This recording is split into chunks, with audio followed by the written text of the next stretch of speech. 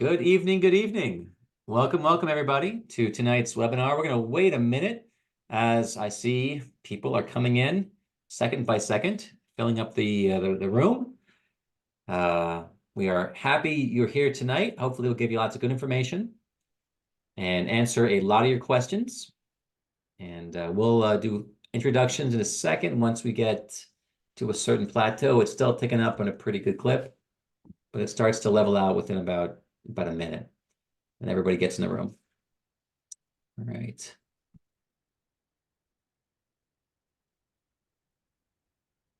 Starting to hit a little bit of a plateau in our inflection of our curve. All right, yeah, you know what? I think we're starting to hit about our opening room.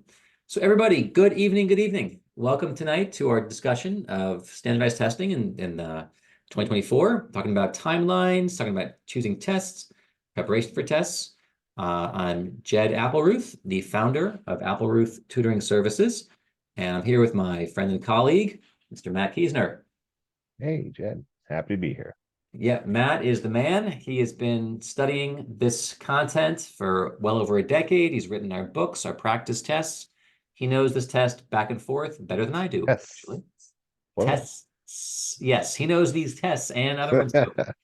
We've done a bunch of SAT only for this new change, but we're kind of doubling back and going to be talking about our old friend, the ACT, as well. Yeah, and if I were prepping, I would want Matt. If I had my kids prepping, I also want Matt prepping for them because he knows the stuff like cold turkey. So everybody, let's jump in. We're going to answer hopefully a lot of questions. We're going to have time for Q&A, and know that we will send you a recording of this. And so if there's a portion we're going a little fast or a little slow, or you can go back and review it, and it'll be there for you. So let us jump right in. Now, the SAT and the ACT, they overlap about 80%. My colleague Peter asked me, was there ever a time when they were more divergent? And the answer is absolutely. When I took this test back in 1993, the SAT, it was dramatically different than it is now. There were analogies, you had antonyms, you had sentence completions. It was about 55% vocabulary. The math, there was SAT math that was only lived on the SAT. It was a very different test. But over the course of several iterations, the SAT, ACT they've agreed upon we're doing more of, less of a speed test, less of, an aptitude test, more of an achievement test about what you covered in high school. And now these tests overlap a good bit. So if you're ever doing a class where you're prepping for the SAT, well, you're also prepping for the ACT and vice versa. However, there are differences that are meaningful enough to warrant, choosing a test. That's part of our talk tonight of which test is better for me. But there's a great deal of overlap in terms of the reading skills, the grammar, and the writing questions look very similar. That's a big thing. Science, there are, some science questions, though about 5 on the SAT versus about 40 on the ACT. And then there's a lot of overlap with algebra and so forth. Now, there are some differences. The scoring, you have a max of 800 on verbal, 800 on math. Compared to on the ACT, you have 4 separate subsections: English, math, reading, science. Each one gets you, it's 1 to 36, and they give you the composite score out of 36 where they average them together. So those are very different scoring rubrics. The SAT has more advanced level of reading. You're going to have some pretty tough reading passages. Matt was just saying he was reviewing one of the new Blue Book tests. There are now 6 of them. And test 6, there's some pretty tough science. There's some very challenging science language. And on average, when we've analyzed the previous test, the SAT was coming in at about an 11th grade reading level. And some of them go even beyond that. That was the average level of reading for all the things we measured. So harder texts, they'll throw in Shakespeare, advanced science, poetry. That could be Bronte. It could be, really challenging content.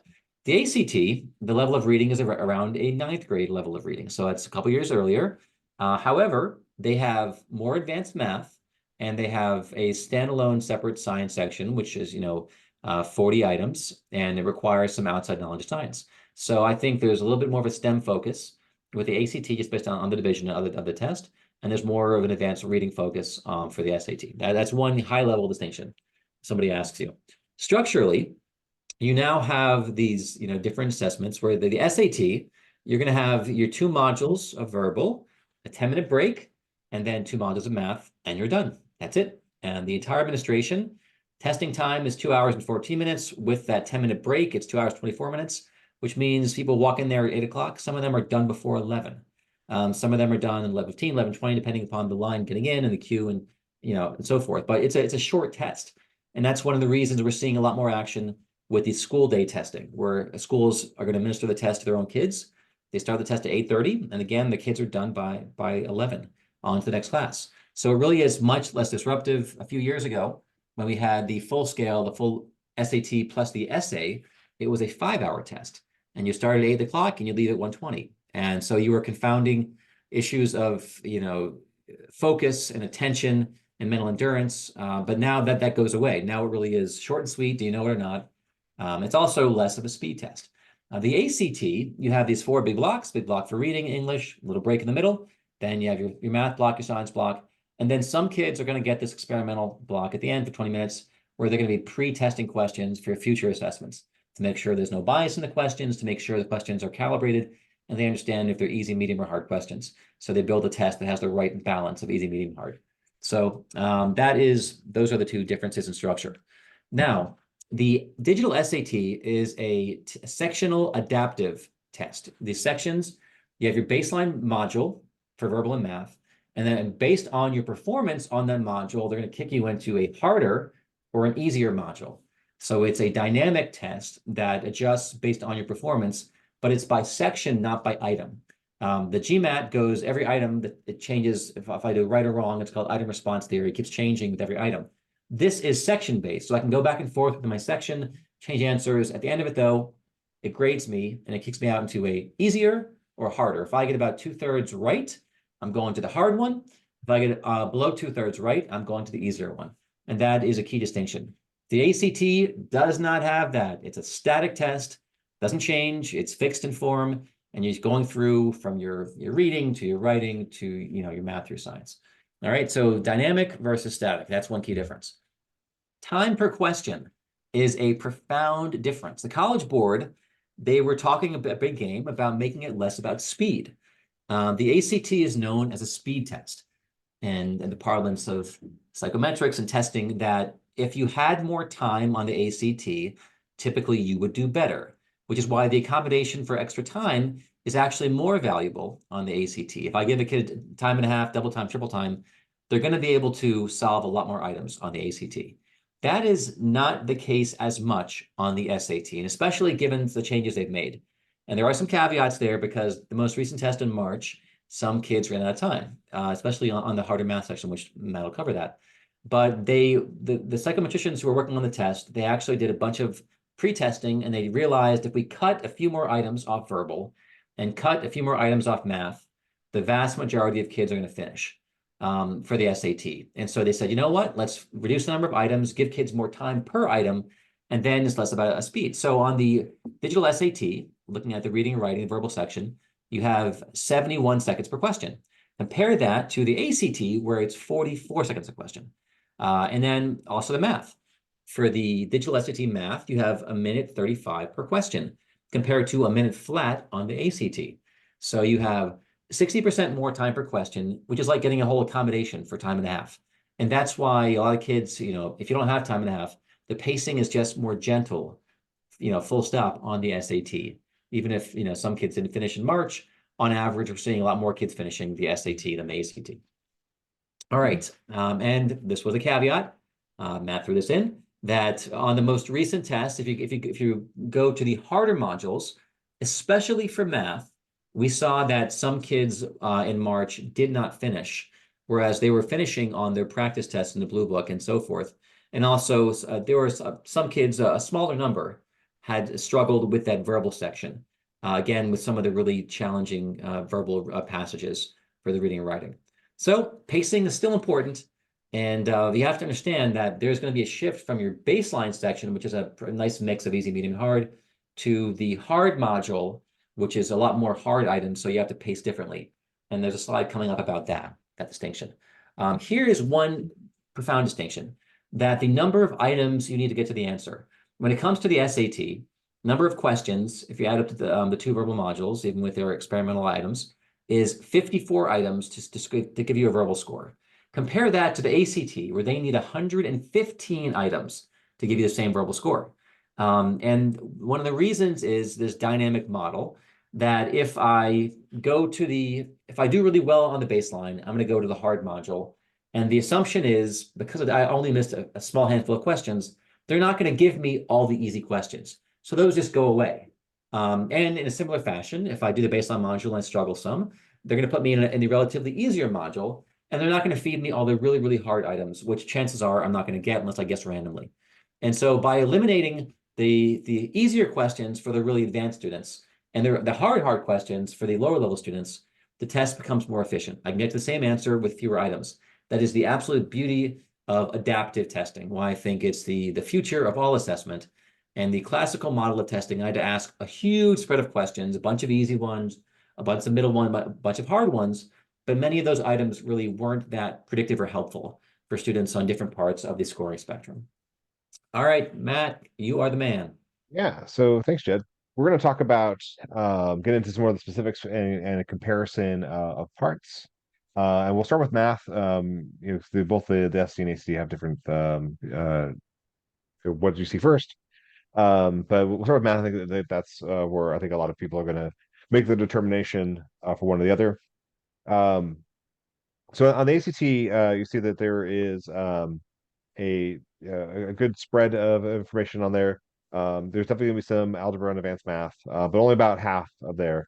You have far more geometry and trig, and that's also like significantly more trigonometry topics on there, and then more arithmetic and data analysis, and that includes like the AC will test on um, subtracting mixed numbers or something where the SD wouldn't never show. I like some sort of more computational style of math, where the SD is very focused on the algebra and graphing and systems of equations and understanding linear and quadratics and all those things, and then just a little bit of geometry, probably only one trig question per test, and then a little bit of the really very little arithmetic, maybe some percentages. A data analysis is going to primarily be like testing, uh, understanding how averages are calculated, making deductions with that information. All right, so we'll start with the AC math here. So AC math is in one section, unlike the SAT modules. You got 60 questions, you got 60 minutes to do it. They are all multiple choice, which the SATs has a difference on there. And the section goes easy to hard. Like the first couple questions will be very simple, and most students should be able to answer them without any issue. But the last 5 or 10 of the AC are particularly tough, and it was designed for very few students to get those last 10 right. There is no formula help. So the SAT does give you geometry formulas as a reference. The ACT does not. So if it's been a while since you've taken geometry, and that tends to be maybe it was your ninth grade year, then know that you're probably need to brush up on those. You need to know the difference between the circumference of a circle and the area of a circle and the formulas. And thankfully for both these tests, you can use a calculator on every question. The SAT did away with there no calculator, and the ACT had a calculator for a long time. So there's a lot of stuff on this page, but the way the ACT tests math is they're looking at like the range of knowledge, and so they test a lot more things than the SAT does. And so these are some of the things that could show up with matrices, dealing with conic sections, including ellipses and hyperbolas, understanding domain range of functions, and then also into asymptotes and being able to calculate some basic asymptotes. Way more trig going into the full pre-calculus suite, radians, trig graphs, monomial factors, lots of other things here. But what's important is that these concepts are a lot of them are like, do you know what this is? Do you know how to add two matrices? And if you do, like the question is pretty easy. So they're testing your exposure to those concepts, not your mastery of those concepts. I think that's a big difference between these two tests. All right. Oh, is it hard to hear? Yeah, a little quieter. Cool. Okay. Is that better? Yeah, I think so. Okay. Yeah. Thanks. I just saw that. Next one. All right, so we should talk about AC math pacing because it is uh, uh, a test that is uh, like pacing is important on every aspect of the ACT. So you do get a um, where you can think of it as like one minute per question. But really, that's not a very good idea on the ACT because those first 20 are pretty basic, and you should not be spending a minute on most of them. And so we start with these questions about 30 seconds per question. Obviously, there's not early on the test. There's no need to really stress out about it because you don't want to miss an easy question because they're all worth the same amount of points on your raw score. And then on the medium question, like in the middle there, it should take about a minute, and then that's going to leave you time for those harder questions where you have about 90 seconds on there. The tip, and I think a caveat on there is that, like, look, it's it's good to know your score goals and what you need for the schools you're applying to, and we shouldn't assume that everyone's trying to get a 36 in math.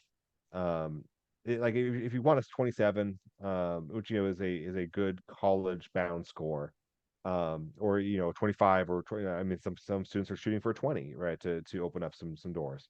You do not need to be aiming for the hardest questions. And so if you're looking at where the your score is, you're not trying to get well above a 30.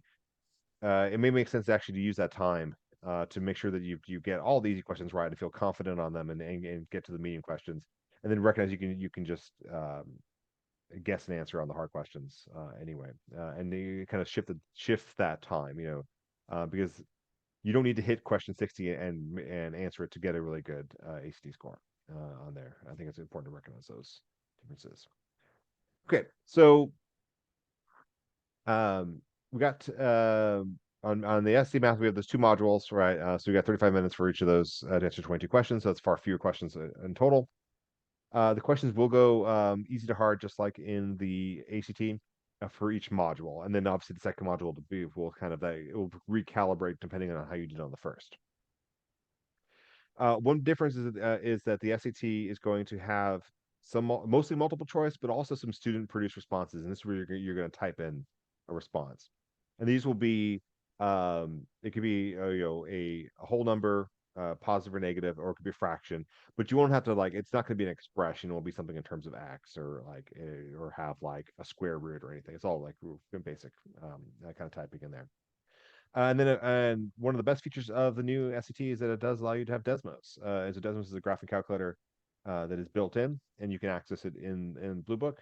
And you can still have scratch paper. I think some students are worried that you have to do everything on the screen. Is that you'll have scratch paper and a pencil. If you took the PSAT, the same uh the same setup where you still have a pencil, paper, and you can also bring your own calculator if you want. I don't think that there's really a calculator that is as powerful as Desmos in terms of graphing, but if you have a certain workflow and you like the number pad on your calculator, definitely bring it. There's no harm there.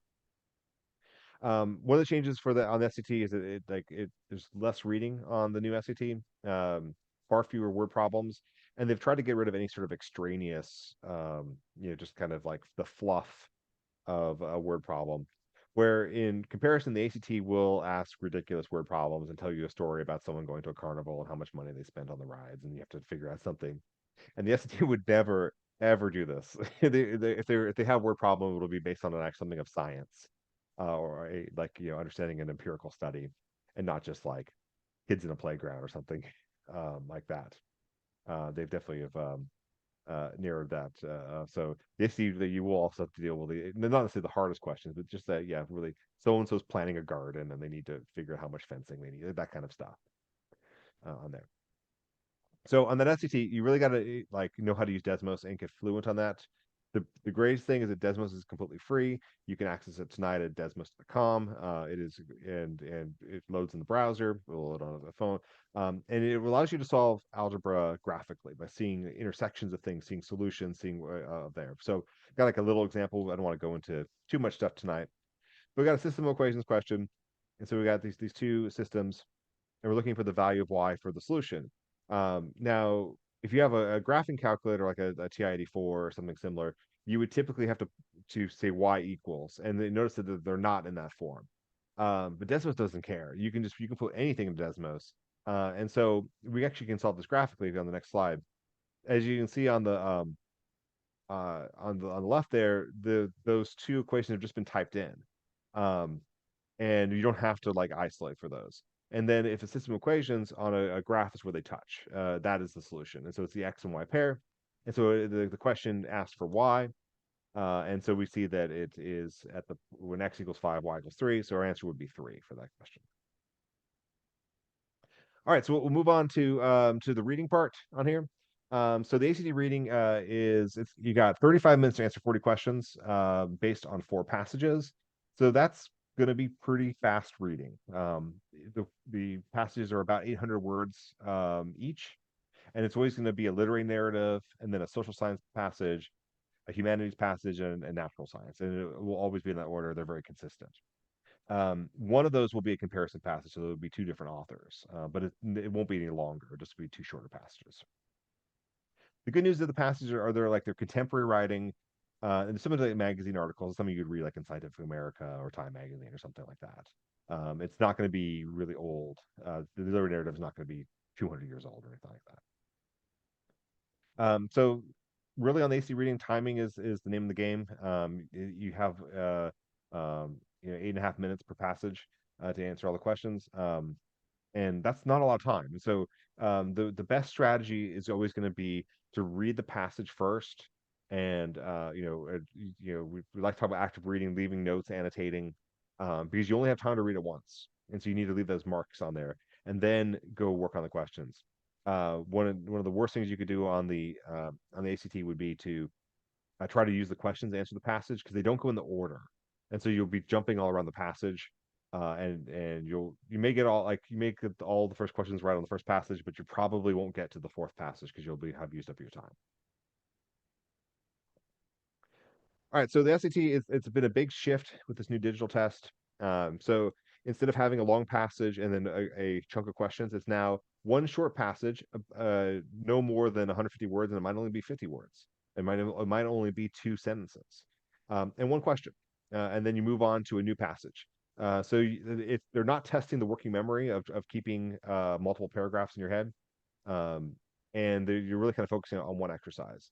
You can kind of take a little bit of getting used to it, because it is kind of like you're zigzagging through things, and in every passage is a new idea and a new topic, and that's definitely a different than there. So, and then for the this is for both the ACT reading and English, they are always going to be longer passages, and a lot more reading in there. So to kind of dive into the essay reading and writing section, one, they are a combined section. So this is where it's gonna get a little weird as we get to the English and the science sections, because there's not a 1-to-1 match like there is in math. But the SAT reading is also very predictable, like the ACT reading. So they have 4 content domains, and it's going to start off with craft and structure. So that's going to be a word and context, which is basically sense completions. Like Jed had mentioned, many millennia ago, we did those. They're back, and then we have a text structure and purpose, which is like, what does this sentence do, or what is the overall structure? And then there'll be one question that is a cross text connection, which is basically there's a little mini comparison. Then it's just going to move into these information ideas questions, and like they don't tell you you've left one section into the next, but it's always in this order. Central ideas and details are just main idea and basic reading questions. Commanded evidence might have a graph, and we'll come back to that when we talk about the science section, or it could have like the answers are evidence that supports the claim in the passage, and then inferences when you're finishing a passage, and then it just moves into grammar. So boundaries of form, structure, and sense are just our grammar questions, and then it finishes with transitions, which is use however, furthermore, or then rhetorical synthesis when you're given a bulleted list and you have to synthesize those into the question, which there really isn't an ACT equivalent. So just kind of what this looks like. This is the length. This is a full SAT passage. If you haven't had any exposure to it, And so it's a blank. You have to figure out which one. And so these are testing logic, and you need to look for the words that help that tip off the meaning. The vocab isn't too tough on these, but I would say they definitely get harder than this question. There seems that they're with more recent tests, they seem to be expanding like the depth of the vocabulary. But this one obviously is not meant to be too tough on there. We'll see how far that continues to extend as they release more versions of this.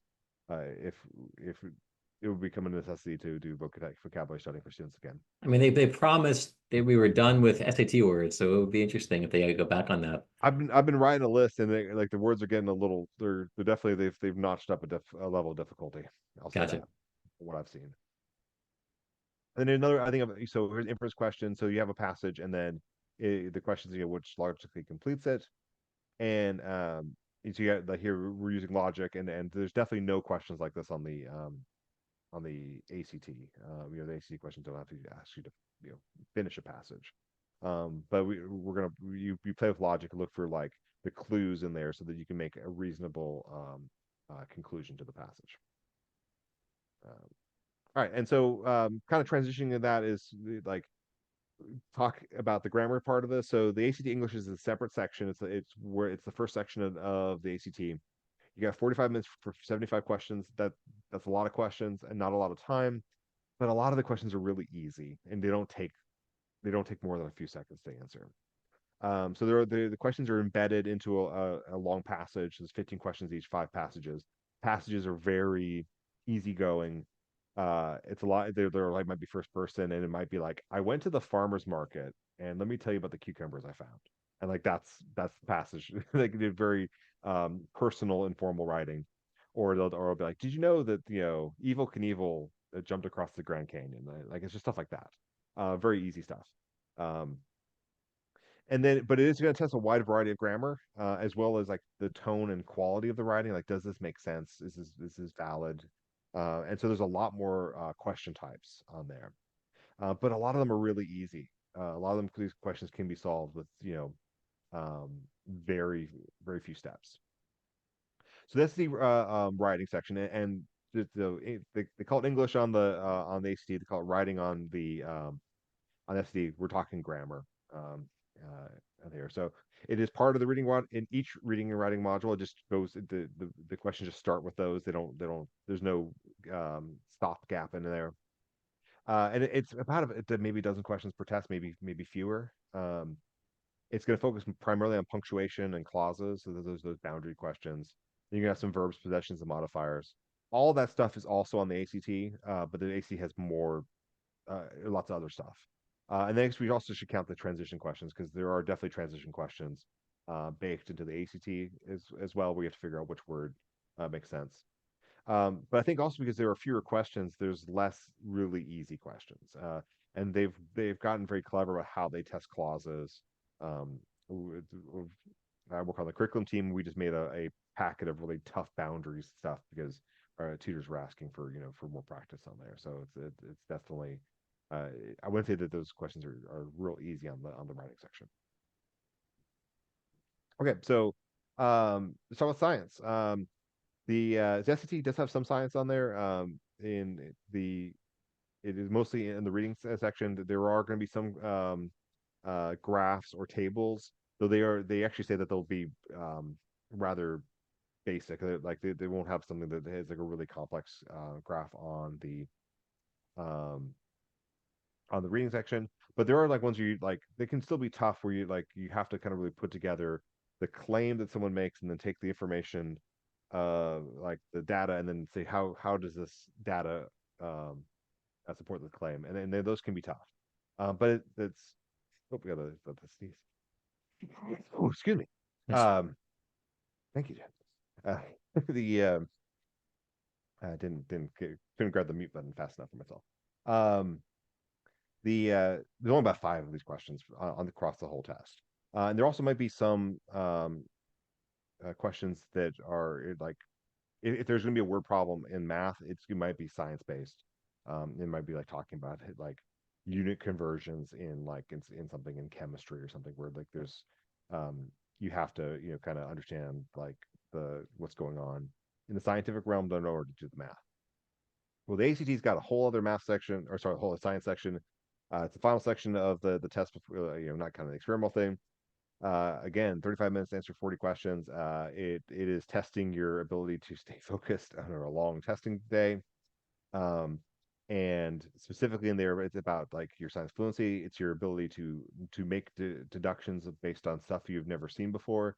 It is not testing your exposure to science, by and large, because they're gonna throw in a passage and it's about the pollination cycle of some tree in Madagascar that you've never heard of, and you just got to roll with it. There will be some also scientific knowledge, but it's like mostly middle school physical science. Like, do you know like what the pH scale is, and like do you understand general like forces? It's nothing. It's something you really have to study too much for. But really, like time and energy management is key. You got to keep moving. You got to go fast. It's a hard section, and I think it's especially cruel for the ACT that they put it last because everyone's tired. You've done so much testing by that time. It's going to be rough.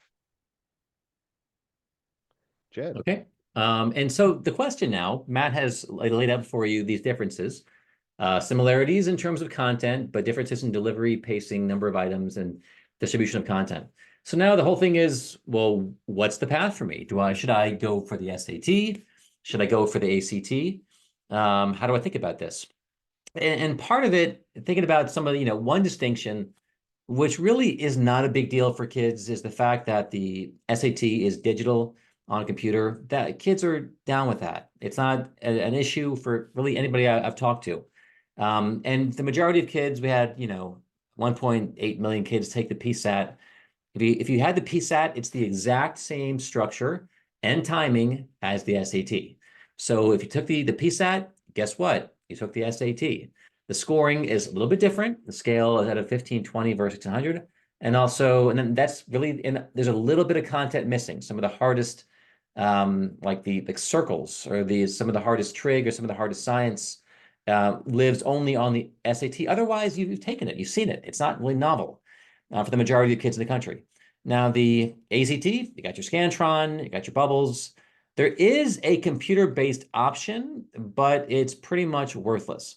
There's no reason to take it because you don't have any advantages. There aren't fewer items. There's not more time. It's like taking a PDF version. It's, here's the paper version and the exact same thing on a computer. Why do that? Unless there's a price break, I wouldn't do it myself. Some schools are doing it in school testing, so it wouldn't be like that would be I would my students take it at North Carolina. Yeah, if so during a school day, some schools, districts, they're doing, but also the schools have to provide the devices right now.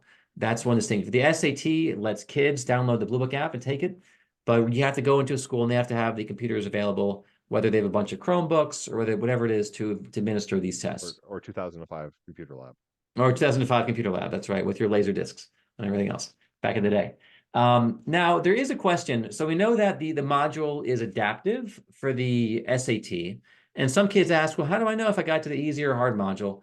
The test doesn't tell you if you're in the easy or hard module. And even when your scores are returned, they don't tell you either. The only way to know is if you scored over a 670, you went to the hard module. If I score below a 440, you went to the easy module. Those are pretty approximate numbers. If, however, I score about a 550, I could have gone to the hard module and done not as well, or I could have gone to the easier module and done better. So there is this range of 200 plus points where they don't tell you and you don't know. And the name of the game is just focus on the item in front of you and don't worry so much, am I in the hard or easy module? Now, the administration, it's on your own computer for the SAT. You download the Blue Book app. It blocks everything else. You actually pre-download the test a couple days before, but it's encrypted. You go into the test center, they give you a code, type it in, it's unlocked. So you only need Wi-Fi for a matter of seconds when you unlock your test and also at the end when you upload your answers. Otherwise, you don't need Wi-Fi during that entire time. If it goes down in the school, doesn't matter. It's all happening on your laptop or on your tablet. That's very nifty. Students, when it comes to like guessing or circling for the ACT, If I guess on number 4, I'm going to probably circle number 4 and come back to it later. I'll circle it in my text booklet. However, there's a nice digital way of doing that here where you flag an item and there's a little thing you hover at the bottom for which question you're on. You hover over it, click it, and then boom, it shows you exactly in the test where you are, what you skipped, what you flagged. And if I know the 5-minute flashes, I have 5 minutes, I can quickly go between every question I've either omitted or flagged and answer them before time runs out, versus me flipping back and forth through my booklet trying to find the ones I circled. Very handy, very nifty, and kids never ever get off grid because there's no bubbling. It's all digital, and there's no way of getting off grid. And I had a student of mine get off grid on the March test. Somewhat, one of my friends said, things got messed up. That still happens to smart kids. So I love getting rid of the whole getting off grid issue entirely. Now, when we talk about these two modules, the easy or hard module, one thing to know is they look and feel different, very meaningfully so. And let me show you an example of this. The baseline module for the SAT for the math looks like this. I have 2 very easy questions, level 1 questions. Then I have about 10 level 2, a little bit harder. I have 7 level 3, a little bit harder. And then I have 3 level 4. So I have 17 of my 22 items are in this middle range. It's mostly a middle kind of baseline. But it's still a mix. If I miss more than 6 here, I'm going to the easy module. And that looks like this. I start skewing towards the easier items. Now I have 7 level 1, 9 level 2. So that is 16 of my items are on the easier section. Then I have 5 level 3 and only 1 level 4. Compare that to, these are on the Blue Book tests, the hard module. So again, if I got more, I got more than 2/3 right, I'm going hard, which means the easy ones go from 7 down to 1.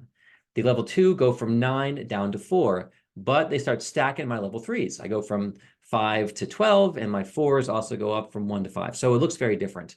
In the tests, pacing is very meaningful because if I go from the baseline module to the hard module, I have more hard problems coming at me.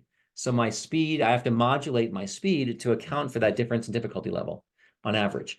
Additionally, this doesn't really affect students, but know that individual items have a different weight in terms of how they affect your final score.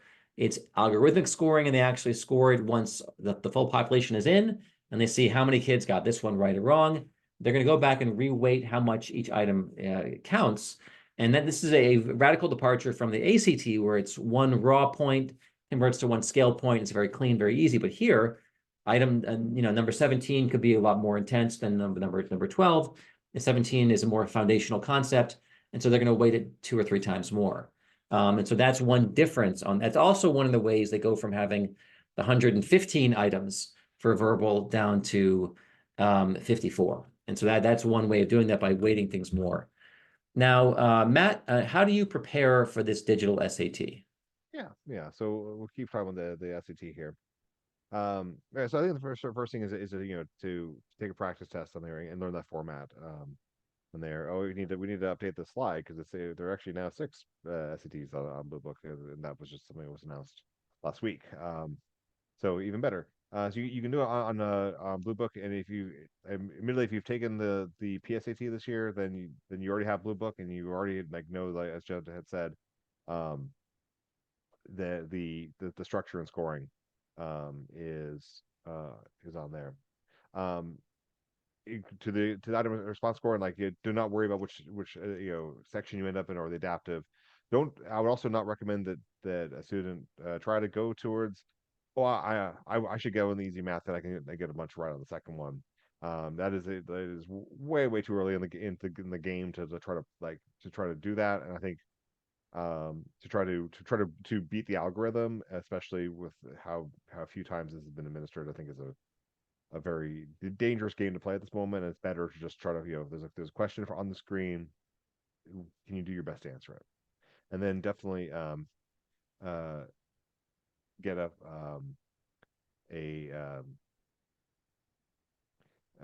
make sure to get familiar with Desmos on there. Am I being hard to hear again? I'm seeing some. I don't know why that is. But Jed, It's okay. But yeah, I guess we had one feedback just to up your volume a little bit. Yeah, I mean, yeah. Sorry, I don't know what why the microphone's giving me trouble today. Okay, so this is what an SAT score report looks like. Um, we got that we know that we have the uh reading, writing, and math for our scores here. But notice that what's missing is you don't know how many questions you got right or wrong on there. Um, that instead we have these bars, so we can see that a student missed more on craft and structure in reading, writing, and missed more in problem solving and data analysis. But if we're also looking at this, data problem solving, data analysis was, but this says 5 to 7 questions, so we can't even turn that into like, oh, how many questions you missed right or wrong. And the College Board doesn't even want you to look at these as like trying to determine like as a percentage, but it's rather these are score bands, so that if you that you're like they're saying that each of these is like another level of like difficulty on there. But also for the student, like they got a 610 in math, they could have gone in either module. It's too hard to tell. Any of the scores that are in the 500s and 600s are kind of difficult to determine which way they went. All right, is it still me? There. So feedback, yeah. How did what's the word? How did things go with the March test with the international Yeah, visa?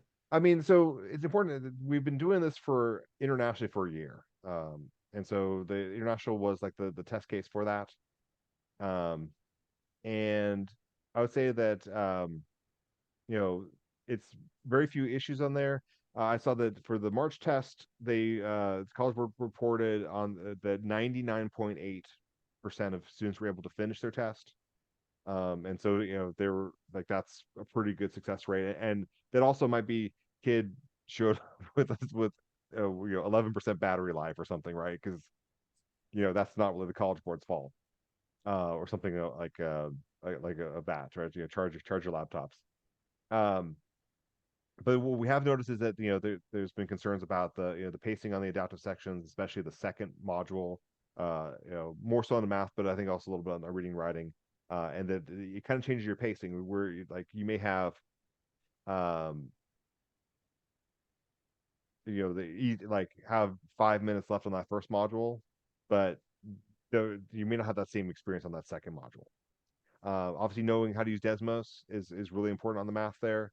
Um, and You just know that like the way they test the math, and I've been writing an article that's going to go out in a couple weeks, but to kind of paraphrase some of these ideas, is that you really want to make sure that like if you're shooting for a top math score, knowing concepts and knowing like the ins and outs of the concept, and then getting flexible about how that concept can be applied.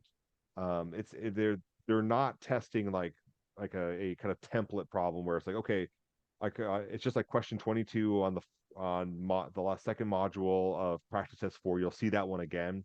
That does not seem to be what they're doing. They're testing like your understanding of the concept and your ability to see that concept in a different way. I think that's going to be the challenge for the students that are trying to get to those top math scores. Um, so we see that like the students felt that the March SAT was hard, for on the math on there. It was not unconquerable. I can say that one of my students that I worked with got 800 on the math. And is he good at math? Yeah, but he did it right. So um, we can see that like it is doable, but I think we have to sort of change the approach, especially and really students need to make sure that you understand what are these key concepts and how they can test them in different ways.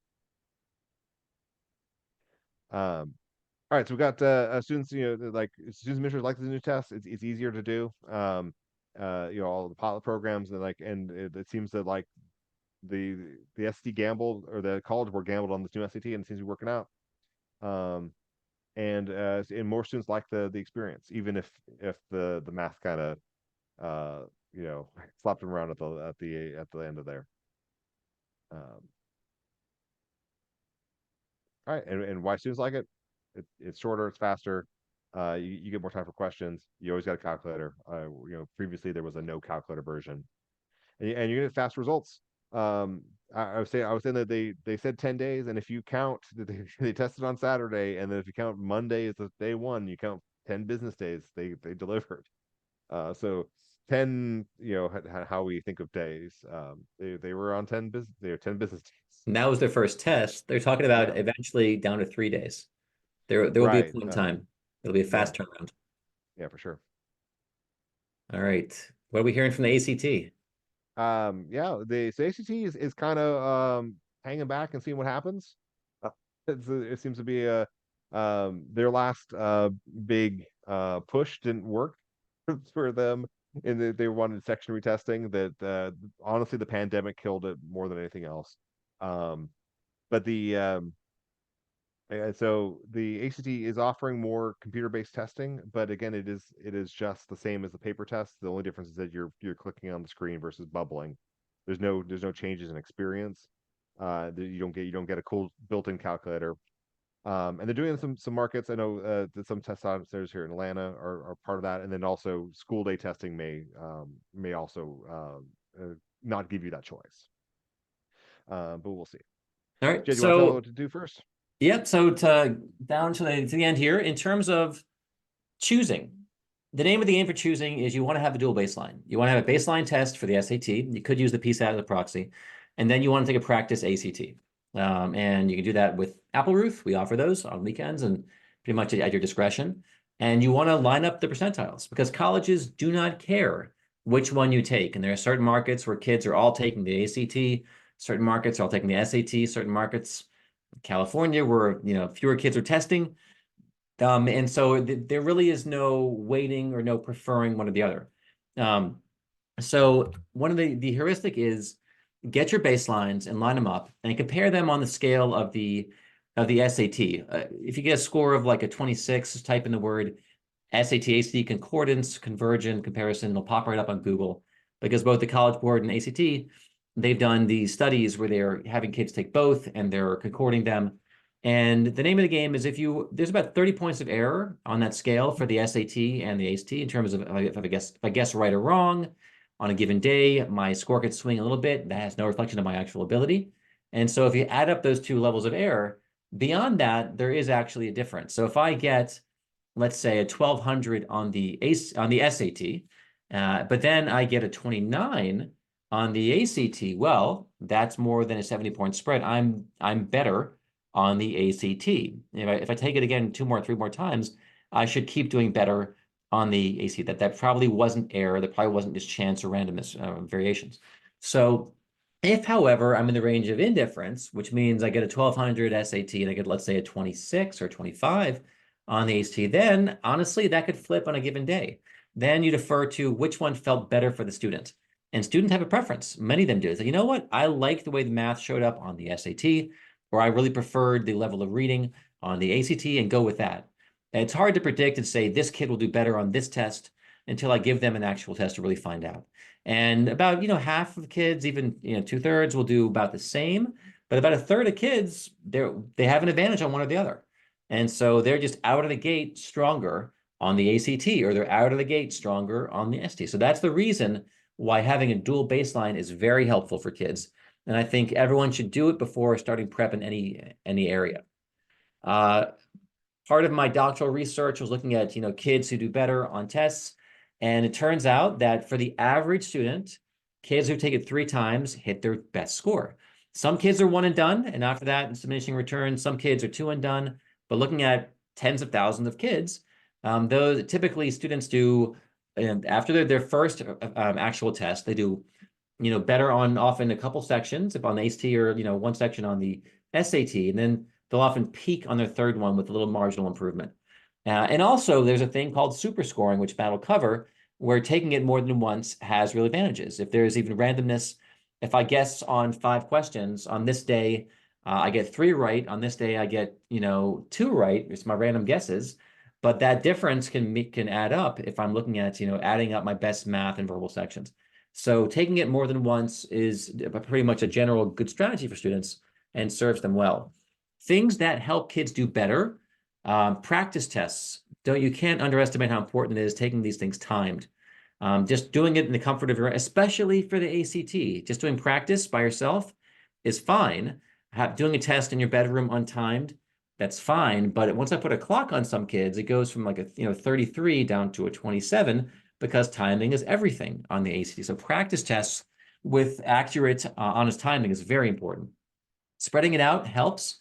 Better to spend 2 months prepping with the same number of hours than a week doing intensive. Kids who start earlier tend to do better, more time on task. Kids who put in 20 hours of work tend to do better than put in 2 hours of work. That just makes sense. Having momentum at the end, making sure that before any official test within a month, you do a practice test and some review, helps you do better. And then having a goal. Kids who have a specific goal, it's motivating, it's reinforcing. As I increase on my practice testing, I feel better and I see the return on my investment. So if I open up my baseline PSAT, I have a 1220, my goal is a 1400. Okay, that's better than just saying I want to do better. Having a specific goal helps you focus your energy and work and towards that specific proximal goal. All right, and the testing plan is pretty simple. There are 7 tests for the ACT on a calendar year. In a similar fashion, there are 7 tests for the SAT. So they're in the summertime. They're in June. I can take either one. In July, ACT. In August, SAT. September, ACT. October, both. But be mindful of those deadlines. If I'm applying early action, early decision, or even rolling, October might work, might not work.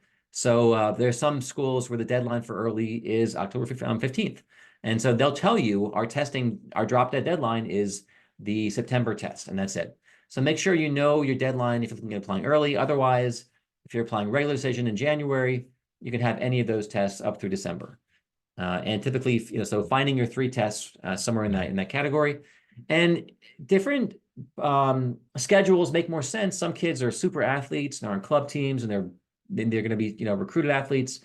And during their big season, they probably need to be focusing more on their sport than on testing. So the question is, where can I put testing? Some kids, they're going to prep over the summer, which is totally fine. Some kids will prep over the summer, but then wait until spring for the testing, which is okay.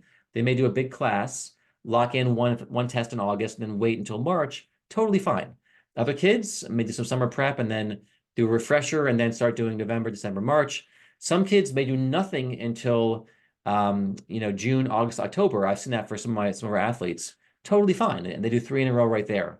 Yeah, so you have all these different permutations of how can you study, how do you prep, how do I spread my 3 tests out, and taking a break can be okay as long as you come back and refresh and refocus your attention. Don't do a big summer class to put in 20 hours of prep, walk away from it and come back 5 months later because you will forget content. That's how the brain works. All right, so Matt, what is this thing called super scoring? How does that work? Yeah, all right. Hopefully my microphone's working okay. I was trying to do a little try to figure if it's got a issue with the input there. Um yeah, so super scoring is good to know in there that it's basically taking when you have that you've taken the test multiple times, that this is where you're taking the best score. So you can see for this student, they did their best math in March, but they did their best verbal in June, and so super score would take those as well. And so it becomes a new composite score. So the ACT is very pro super scoring. That they had done a study several years back with actually to disprove it, but the data said that actually the students who take it multiple times and do a super score, they are the same kind of student who's going to like go to office hours and try to work with their professors and stuff in college, and then they showed to success. So ACT pivoted, and so the ACT generates super scores in the when showing you like your results after you've taken more than one test on there. Though really it's up to colleges to accept those scores. Like this is the SE doesn't generate super scores, but you basically send your best scores from different administration of the test, and then the colleges will look at it as one And so many schools do self-reporting on the Common App. Here are my scores that I want you to see. And then if they accept me, I send them these score reports that are validated by the College Board of ACT. So that's very common among schools who are very selective. Yeah. And the digital practice tests. Talk to us, man.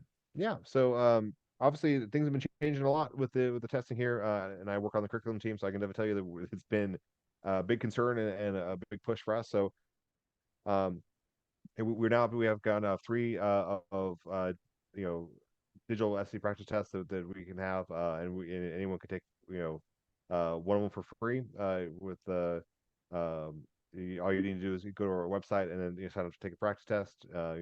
Get an email, get an account, and then have at it. These are on demand, so if you want to take one tonight, you could, though it seems a bit late for most.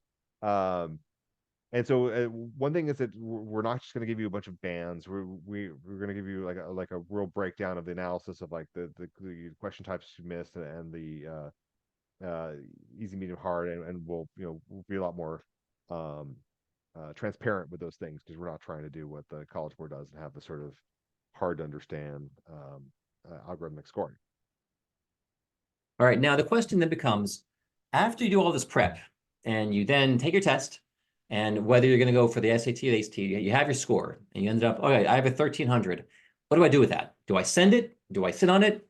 What's best? And one of the key thing is you have your tests, you have your scores, and for some students, like after your baseline, if you're looking at colleges where the averages that they want, their middle of the percentile is way, way, way beyond what you have. Let's say you get a 23 on the ACT, and that's your introductory baseline test, and your ST is comparable. Then you're looking at, you have really amazing grades, and you have tons of rigor, and you're a great student. You're looking at colleges that are test optional, but they're looking for a score between the 32 and the 35, and I have a 23. The odds of me going from a 23 to, a score they'd want, that's a hell of a lift. And so for that student, maybe you're better suited by building a list of schools that are test optional. If you're looking at the schools that are test required, well, then, you're going to have to climb that mountain. But that's a pretty big hill to climb. Versus if I get a 28 on my baseline score, and then a school wants a 32, okay, that's within the range. Our kids are averaging about 5 points on ACT with prep.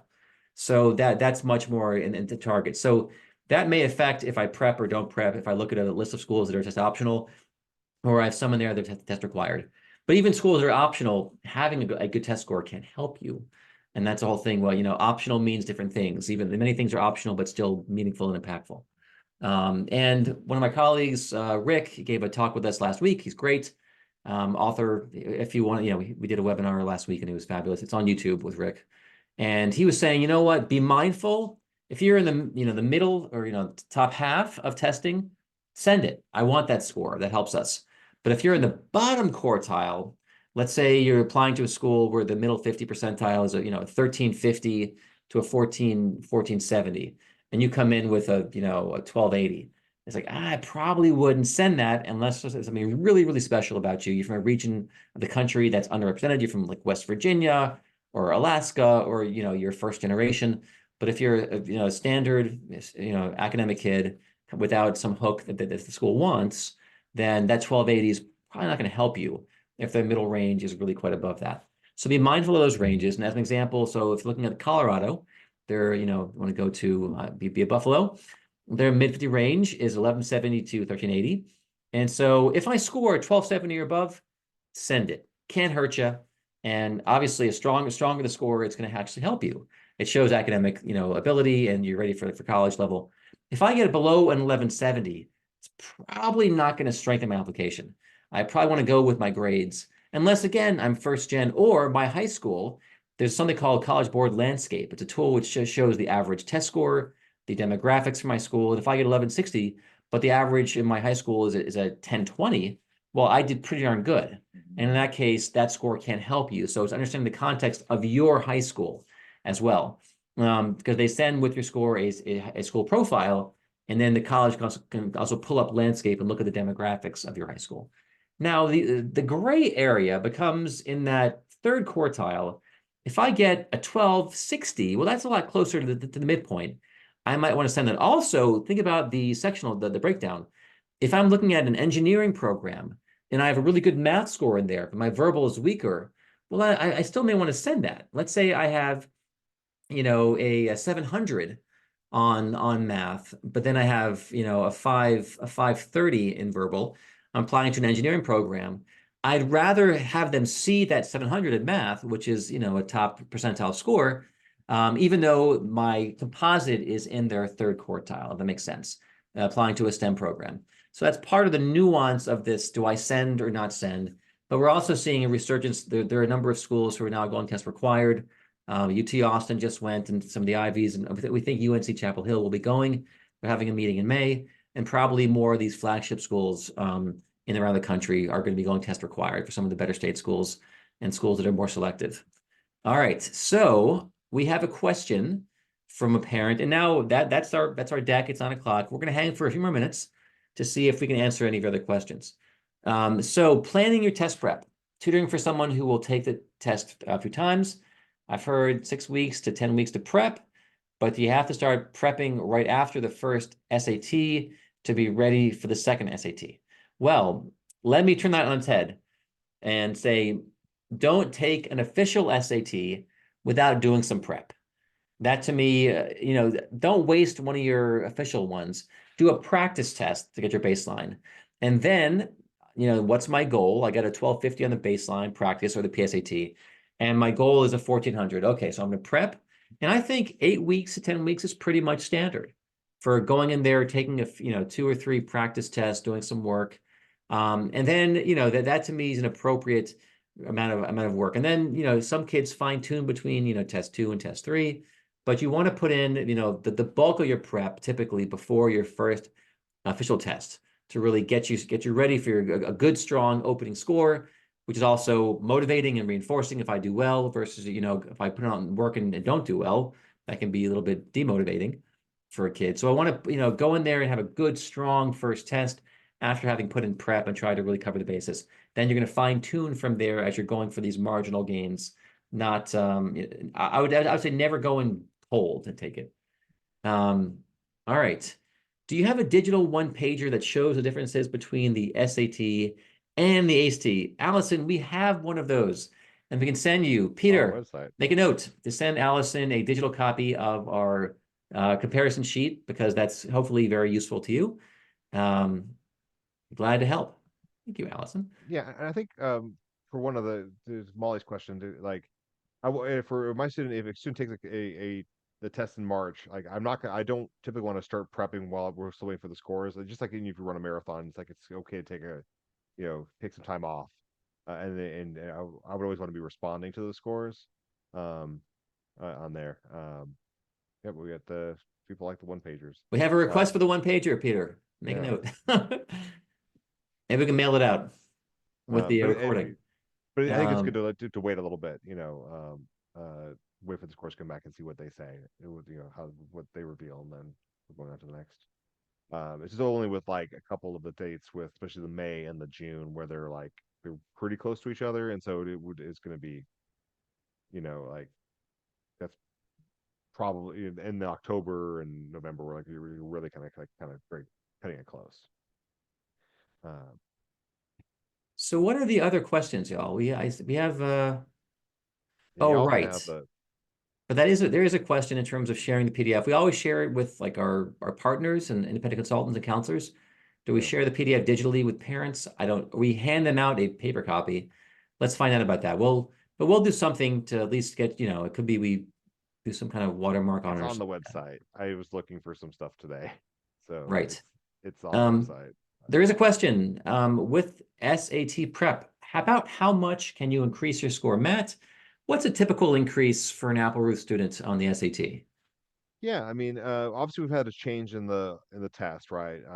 And so from I was talking to the director of two services, and for this one, like we're averaging from this first test was about from going from the baseline score to the next one. It was about 100 points, which is honestly a little bit lower than usual. But this is also like the first time for any of these students taking the SAT. And I expect May will be better because of our collective experience on there. But then again, that's an average and not a max, right? And then 100 points, that's not with the benefits of super scoring and taking it over 2 or 3 times. That's a one shot, 100 points. Yeah, exactly. And so that's comparing digital to digital, right? On there. So I mean, there's like, I think it's also like I've had some of my students maybe only got 40 points, but they were they were starting at a 1400. So there's like not every point is the same. Yeah. Where if it's since starting with a 900, I mean, you got you got 100 points, great, but I mean, there's a lot more that could be, Yeah. Going from a 1460 to a 1560 is a much bigger lift than 800 to yeah, 900. So it's understanding where yeah, the easy and hard points are, like the low hanging right, for fruit sure, versus the really high hanging fruit. You got to make sure you right. cover all the Because concepts at a high level for those because last my 50 points. because my student who got an 800 on math, he only got a 30-point increase. Yeah. There is a question from Steve about the merit scholarship, the national merit. That is only for the junior year PSAT. That's the NMSQT, the National Merit Scholarship Qualifying Test. And you have to be in the top like 1% for your state. And so if you did really well as a sophomore and you had a very, very strong score, the cut scores are going to be published, but typically they're going to be in like Georgia's, or it's your top cut score is around 228. And so the very competitive school estates like New York and Jersey and Mass and Cali are like 224, 25. Georgia should be 218, 219. It'll tell you your index on your sophomore score, your National Merit Scholarship Index, and you can find the cut scores. Our colleagues over at Compass keep that list pretty good, and you can find from the previous year. But typically, it's only if you're in the ballpark for that National Merit cut score should I really worry about prepping for the PSAT, because the PSAT is not a college admissions test. Colleges don't accept it for college admissions. The SAT is a college, but the PSAT is useful only for those couple thousand kids who are going to get the National Merit Scholarship. More like 8,000 kids out of 3 million kids in high school in that year. So it really affects only a small number of kids. They're also commended, but that typically the SAT score and the ACT score, those are the ones that really matter the most. Yvonne, are the colleges in Georgia test optional? The flagships are not.